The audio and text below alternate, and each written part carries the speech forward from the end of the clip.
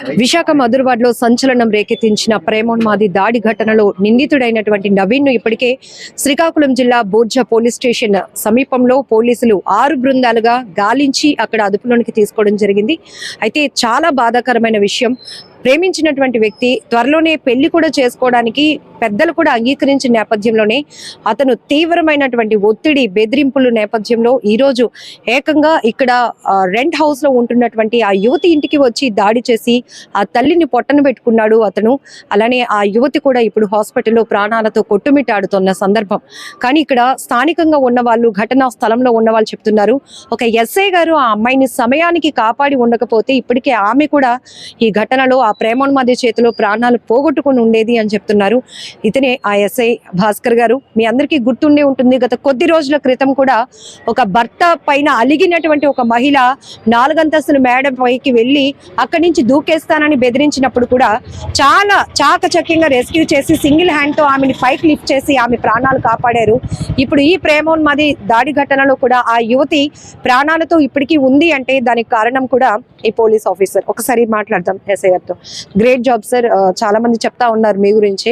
ఏం జరిగింది సార్ మీరు వచ్చేటప్పటికి?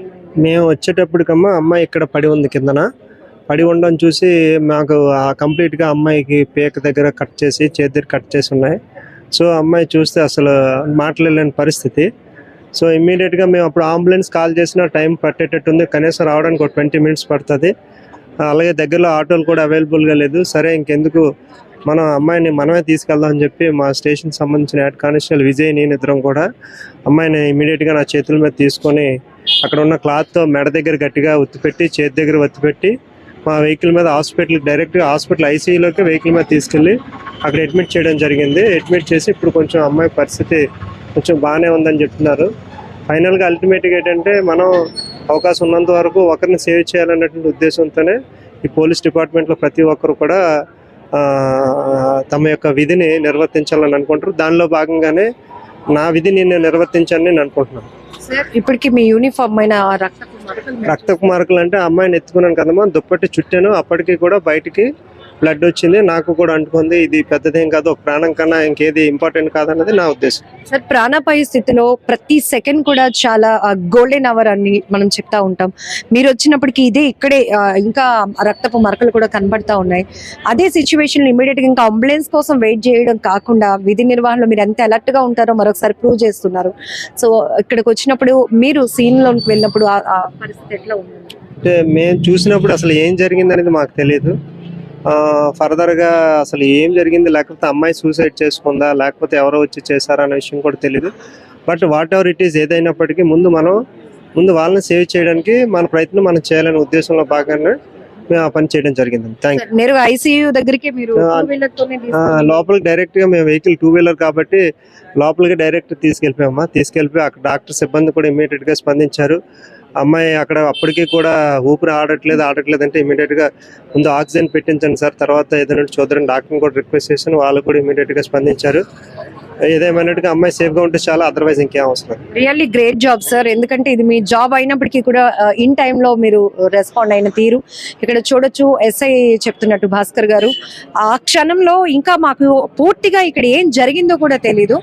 మాకు ఇన్ఫర్మేషన్ వచ్చింది ఇలా దాడి జరుగుతోంది, ఒక అమ్మాయి రక్తపు మడుగులో బయటికి రోడ్డు పైకి ఇంటి నుంచి బయటకు వచ్చి అక్కడ అమ్మాయి కుప్పకూలిపోయిందని ఇన్ఫర్మేషన్ రాగానే మేము ఇమీడియట్ గా ఇక్కడికి వచ్చాం కానిస్టేబుల్ తో సహా. ఆ టైంలో అంబులెన్స్ కూడా అందుబాటులో లేనప్పుడు కానిస్టేబుల్ తో పాటు నేను అమ్మాయిని నా 2 చేతులతో ఎత్తుకొని 2 వీలర్ పైన నేరుగా హాస్పిటల్, ఏదైతే లోకల్ గా ఉన్నటువంటి ఒక హాస్పిటల్ ఐసీయూకి నేరుగా 2 వీలర్ తో పాటు వెళ్ళడం వల్ల ఆ అమ్మాయి ఇప్పుడు సేఫ్, కాస్త ఆ అమ్మాయి ఆరోగ్యం కుదుటపడి ట్రీట్మెంట్ కి సహకరిస్తున్న సిచ్యువేషన్ వచ్చిందంటే గనక అది పోలీస్ ఆఫీసర్ చేసినటువంటి గొప్ప పని అని చెప్పొచ్చు ఖచ్చితంగా.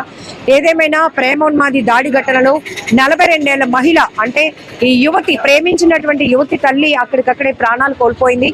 ఎవరైతే ఈ నవీన్ అనే వ్యక్తి ఉన్నాడో ఆ వ్యక్తి తనతో పాటు తీసుకొచ్చినటువంటి ఆ కత్తిని కూడా ఆ తల్లి పీక కట్ చేసి అక్కడ చంపేయాలనుకున్నాడు. అలాగే యువతిపై కూడా దాడి చేశాడు. ఆ కత్తిని కూడా ఇక్కడే స్పాట్ లోనే వదిలేశాడని పోలీసులు చెప్తా ఉన్నారు. అలాగే ఇమీడియట్ గా ఈ ఘటనకు సంబంధించి పోలీసులు 6 బృందాలుగా గాలింపు చర్యలు చేపట్టిన తర్వాత శ్రీకాకుళం జిల్లా బూర్జా పోలీస్ స్టేషన్ లిమిట్ లో నేను అసలు ఏమీ చేయలేదు అని నమ్మించే ప్రయత్నంలో ఇంకొక ఫ్రెండ్ తో కలిసి అక్కడ పెయింటింగ్, ఇక్కడ 2 ప్రాణాలు తీయాలని ప్రయత్నించినటువంటి వ్యక్తి, ఆల్రెడీ ఒక ప్రాణాన్ని తీసేసినటువంటి వ్యక్తి, ఇంకొక అమ్మాయి కూడా ప్రాణాలతో పోరాడుతోంది. అలాంటి వ్యక్తి అక్కడ వెళ్ళి ఏమీ తెలియలేనట్టు ఫ్రెండ్ తో కలిసి పెయింటింగ్ వేసుకుంటున్నాడు.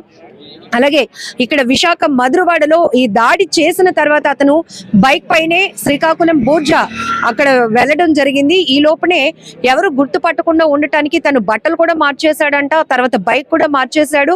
అక్కడ ఫ్రెండ్ తో ఏమి ఎరగనట్టు అక్కడ పెయింటింగ్ కూడా వేస్తున్నారు. బట్ పోలీసులు మాత్రం చాకచక్యంగా విత్ ఇన్ అవర్స్ లోనే ఆ ప్రేమోన్మాదిని అయితే అదుపులోనికి తీసుకోవడం జరిగింది. ఇప్పుడు పూర్తి స్థాయి విచారణ కూడా జరుగుతోంది. ఎలాంటి శిక్షలు విధించాలి అనేది ఫర్దర్ ప్రొసీజర్ అనేది ముందుకు వెళ్తుందని కూడా ఇప్పుడే విశాఖ నగర పోలీస్ కమిషనర్ శంకబ్రత బాగ్జీ గారు కూడా పూర్తి వివరాలు కూడా వెల్లడించడం జరిగింది. ఇక్కడ సిపి గారు చెప్తున్న ఇంకొక మాట, పదే గత 6 సంవత్సరాలుగా ఈ నవీన్ దీపిక మధ్య ప్రేమ నడిచింది. కాకపోతే ఈ అమ్మాయి వయసు చిన్నది, అమ్మాయి నర్సింగ్ కూడా చేసింది, ఇంకా 20 years కాబట్టి ఇంకొక 1 year మేము అడిగాము, టైం కావాలి, ఎందుకంటే పెళ్లి అంటే చాలా పనులు ఉంటాయి, ఖర్చులు ఉంటాయి బాబు, ఖచ్చితంగా మీ ఇద్దరికి పెళ్లి చేస్తాం, మాకు కొంచెం టైం ఇవ్వండి అని వాళ్ళు నచ్చ చెప్తూ వస్తున్నప్పటికీ, ఈ యువతి తల్లిదండ్రులు నచ్చ చెప్తూ వస్తున్నప్పటికీ కూడా మరి ఏమైందో తెలియదు. ఒక్కసారిగా అతను ఇంత కర్కశమైనటువంటి నిర్ణయంతో ఇద్దరిని చంపేయాలనుకున్నాడు. ఇక్కడ ఈ హౌస్ లోనే వాళ్ళు రెంట్కి 1 year క్రితమే వచ్చారు.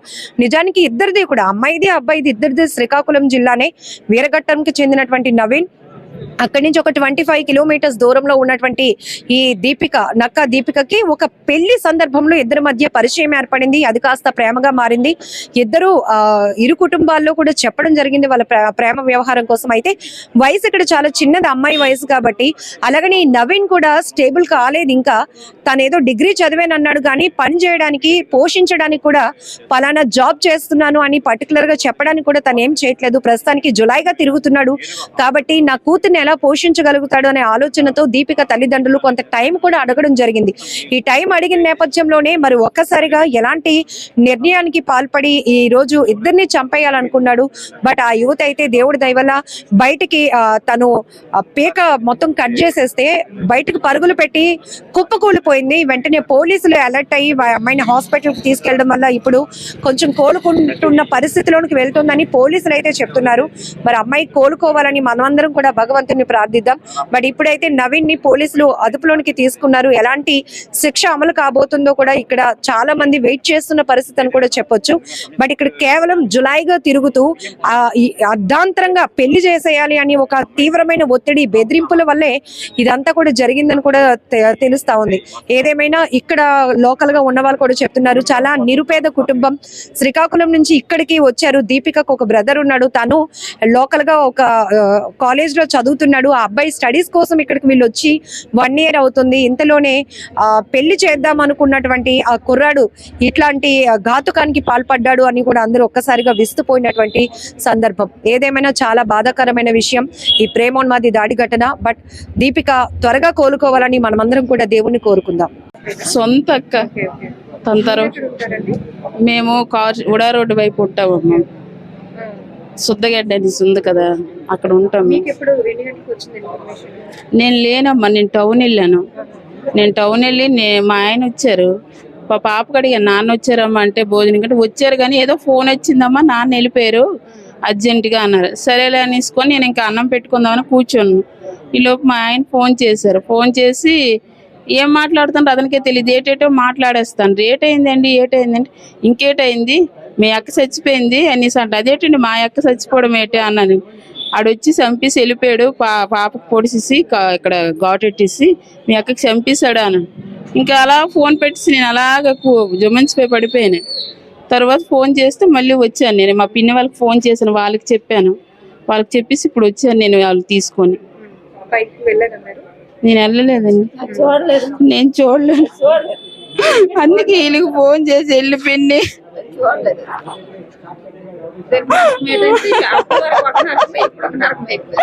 దానికి సుఖం లేదు. ఇప్పుడు ఎప్పుడు అనారోగ్య సమస్య, షుగర్, బీపీ, పాపం ఎంత బాధపడేది.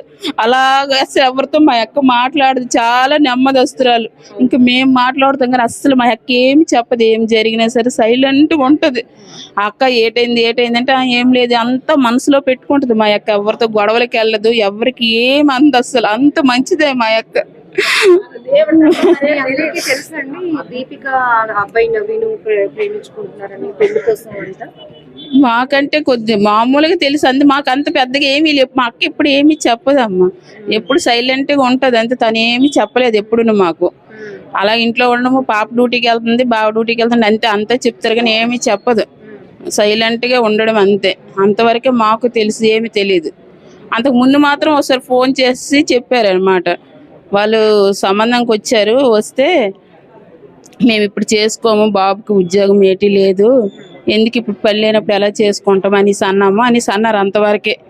ఇంకా అంతటితో వాళ్ళు ఏమి అనలేదు, మేము ఏమి అనలేదు. సైలెంట్గా ఉన్న సంబంధం విషయం కదా, ఆడపిల్ల కదా, వాళ్ళకి నచ్చితే చేసుకుంటారని మేము కూడా ఎప్పుడు ఏమీ అనలేదు వాళ్ళకి. వాడు ఎంత పని చేస్తాడని మాకు తెలియదమ్మ. మా చెల్లి ఉంది ఆ ఊర్లోన, మా చెల్లి ఇప్పుడు అబ్బాయి వాళ్ళ ఊరు మా చెల్లి ఆ ఊర్లో ఉంది. కానీ వాడు వెళ్ళంటాడు, మాకైతే తెలియదు. మేము వైజాగ్ ఎప్పటి నుంచి ఉంటున్నాం కదా, మాకు ఆ విషయాలు ఏమీ తెలియదు మాకు. వీళ్ళు మాకు ఎప్పుడు వస్తారండి ఇక్కడికి? అక్క వాళ్ళు వచ్చి ఒక 6 సంవత్సరాలుగా అవుతుంది, 6-7 అవుతుంది. అలా ఫస్ట్ టౌన్ లో ఉండేవారు, అక్కడి నుంచి ఇక్కడ పిఎం పాలెంలో ఉండేవారు. ఒక అపార్ట్మెంట్ లోన వాచ్మెన్ గా పనిచేసేవారు. చేస్తే వాళ్ళ మాయ గారు సడన్ గా పడిపోయారు అక్కడ ఏదో గుద్దుకొని. అతనికి కాల్ ఇచ్చి ఇలాగే బెదిరించాడంట, ఏమైనా ఇలాగా పెళ్లి చేయాలి అని ఏమైనా?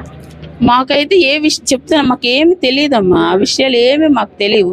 మేము ఫోన్ చేస్తే బాగున్నారంటే బాగున్నాం అంతవరకే చెప్పడమే తప్ప ఏ విషయం వాళ్ళు ఎప్పుడు మాకు ఏమీ చెప్పలేదు. ఆడు ఎలాంటాడు అలాంటాడని మాకు చెప్పుంటే మాకు పని ఏదైనా మేము అనుకుంటాం కానీ మాకేం పోలీసులు కూడా అదే చెప్తున్నారు. ఇంతకు ముందు కంప్లైంట్ ఇద్దాము అని మీ అక్కగారు వాళ్ళు అనుకున్నా కూడా ఆ పాప ఎందుకులే రచ్చ అయిపోతుంది, పెళ్లి చేసుకోవాలనుకుంటున్నానని ఆపిందంట. ఒకవేళ అలా జరుగుంటే ఇంత జరిగి ఉండకపోలేదు. అది నిజమే. ఆడికి 4 తగులుంటే ఆడు భయపడినేమో, ఇలాగ అవుతుంది వీళ్ళు ఇలాగ వెళ్ళి కేసు పెడతాను అనేసి భయపడినేమో. కానీ వీళ్ళేమి మరి ఆడపిల్ల అనేసి అన్ని విధాలుగా ఆడపిల్ల అనేసి భయపడుతుంటారు తల్లిదండ్రులు కదా. అలా భయపడడం ఈ రోజు దాని ప్రాణాల మీదకి వచ్చింది అంతే. పాప పరిస్థితి ఎలా ఉంటుందో తెలిసింది. బాబున్నారమ్మా, వెళ్ళారు. మరి ఎలా ఉందో నాకు తెలియదు. ఇంకా రేపేదో హైదరాబాద్ కూడా వెళ్దాం, జాబ్ లో జాయిన్ అవ్వాలని అనుకుందంట కదా దీపిక కూడా. అదేనా మరి 2 రోజుల నుంచి వాళ్ళు చర్చికి వస్తారు, మేము చర్చికి వెళ్తాం అంతే. అంతవరకు తెలుసు కానీ ఎలాగో చర్చిలో మా అమ్మలు చూస్తున్నాం కదని మేము ఫోన్ లో మాట్లాడలేదు, ఫోన్ చేయలేదు. ఇప్పుడు 2 రోజుల నుంచి మేము ఒక 3 days అవుతుంది మేము ఫోన్ లో మాట్లాడలేదు. ఈ మధ్యన మాకు ప్రేయర్స్ గట్రా రావడమో అక్కడికి వచ్చేవారు వీళ్ళిద్దరు, అక్కడున్న పాప వచ్చేవారు. బాగున్నారు కదని మేము ఇంకా ఫోన్ చేయలేదు. ఇప్పుడు వీళ్ళని ఎలా శిక్షించాలని కోరుకుంటున్నారు? మీరు మీ అక్కను కోల్పోయారు, ఇంకొక మీ కూతురు లాంటిది, తన అక్క కూతురు కాబట్టి కూతురే మీకు కూడా. అమ్మాయి ఏమో ప్రాణంతో పోరాడుతోంది, ఏం న్యాయం కోరుతున్నారు?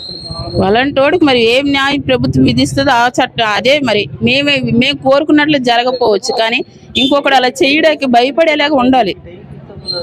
ఇంకొకడు అలాగ ఆలోచించకూడదు అంతే, ఇంకొక ప్రాణం పోకూడదు అంతే.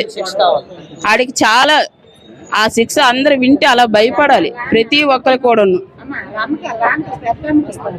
కుటుంబస్తులు కూడా అలాంటి ఇలాగ చేస్తానంటే వాడికి భయం లేని తనం వల్లే కదా, వాళ్ళ కుటుంబం వల్ల భయం లేక కుటుంబం నుంచి వచ్చామంటే ఎలాగ ఉంటాం? పేరెంట్స్ బట్టే కదా మనం ఉంటాం. ఆడ అలాగ ఉండడానికి కారణం కూడా పేరెంట్స్ కూడా కారకులు అయ్యి ఉండొచ్చు, ఆ పెంపకం కూడా